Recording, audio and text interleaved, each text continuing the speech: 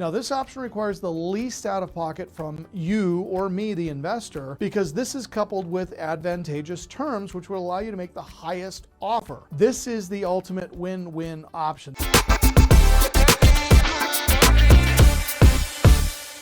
I have been training and educating real estate investors for over 25 years now. I have talked to tens of thousands of people all over the country.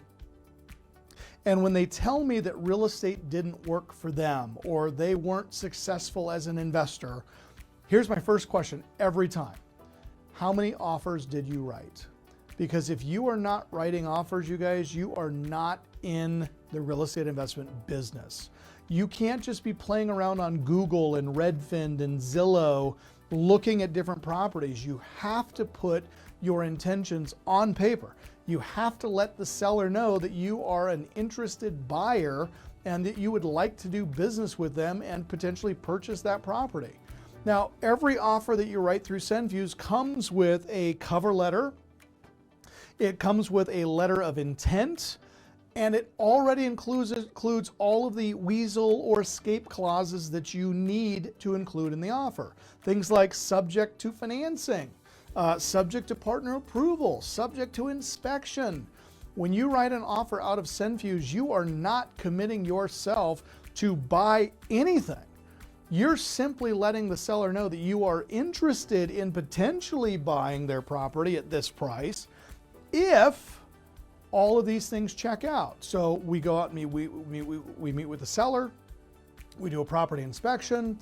If our personal property inspection checks out, we can now hire a full-blown inspection. Somebody can go out and give us an 85-page report of everything that's wrong with the property. We then can go back and renegotiate with the seller to get a better price. So many things occur on the other side of this letter to intent, or this letter of intent. But guys, if you're not even doing this, I can assure you, you're not buying real estate, okay? Now, what we learned over the years is that all cash offers often get rejected because all cash offers are very often very, very low. So somebody's asking $500,000 for the house and the all cash offer comes in at 250 grand. And we said, okay, how do we increase the impact of our offer with the seller? How do we give them more options than just a discounted lowball all cash price? And we came up with the concept of the three-tiered offer. Now, I want you guys to write down three-tiered offer, and then I want you to either take a picture of this screen or do a screen grab of the screen. Please don't try to write everything down. I understand that it's very small, but I wanted to give you the structure of the three-tiered offer, okay? So as we know, reading is top to bottom, left to right, words gathered together to form sentences, sentences gathered together to form paragraphs, paragraphs formed together to form chapters, right? Everybody knows that this is how you read. When we submit a three-tiered offer, the first offer that the seller is going to see is going to be the low ball all cash offer. So you can see it says the offer will be all cash. It will be the lowest of the three offers. And if done correctly, this amount will offend the seller, and that's okay. Remember, there are two other offers coming. This offer is admittedly a lowball offer that sets the subsequent two offers up as being better ones and more worthy of consideration. This brings us to offer number two, okay? So and I'm gonna show you this here in just a moment. So they get the low all cash offer, and then the next offer is gonna be a lot better, and then they're gonna love option three. But the second offer mixes together some cash with the rest being seller financing. And because you will include terms that are advantageous, you are able to offer more than just the cash alone. Now, this offer should be constructed to appeal to the seller who expressed a need for some cash up front, but does not need all the cash at once. Now, when you guys are dealing with high equity property, it's not uncommon that the seller of that property is over the age of 50 years of age. Some are into retirement.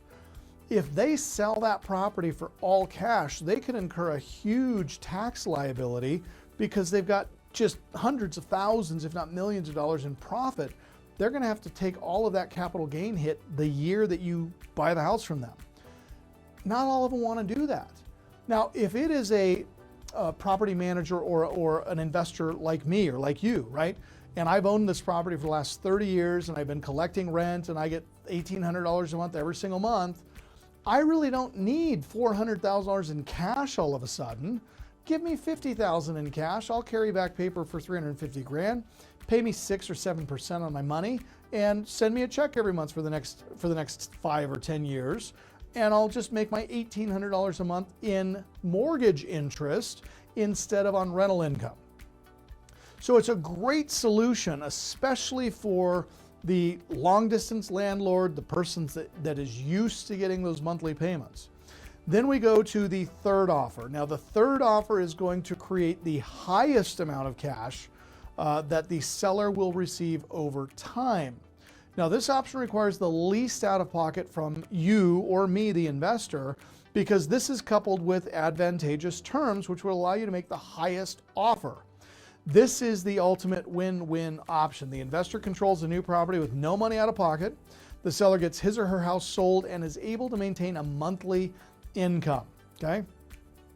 Now I want you to lean in real close, and I'm sure that those of you watching this from your cell phone, it's going to be real small, but you can see here, offer number one, okay, and this comes after the third point on price. So if we were to write an offer, and this is just a made-up offer, of course, because you're not going to buy a house in Nevada, in Las Vegas for $50,000 ever. But the first offer is all cash, 50 grand, right? Then we go to the second offer, which is 65,000. But as you can see in offer number two, we'd only be putting 32.5 down, and then we'd have the seller finance at 4%. So the seller is yielding almost $78,000 in income, even though our offer is only for 75 grand. In option number three, we're offering $75,000 to the seller, but after the 5-year term of making monthly payments to them, they will generate almost $100,000 on a 75K offer. Now, I can tell you guys that I've been using the 3-tiered offer for over 10 years, and I have written thousands of 3-tiered offers to sellers all over the place. And I have never once in my career had a seller circle option 1 or option 2 or option 3. Not once. Okay, here's how it usually goes. They'll call me up and they say, hey Lee, we got your offer. We really liked the $99,000 or the $96,000 you were offering us in option 3, but we'd like to get more cash down. So can you give us 25 grand down? Can you give us 5 grand down? And then all of the terms become adjustable and variable, and now we're in the negotiation process with the seller. And this is exactly where we want to be.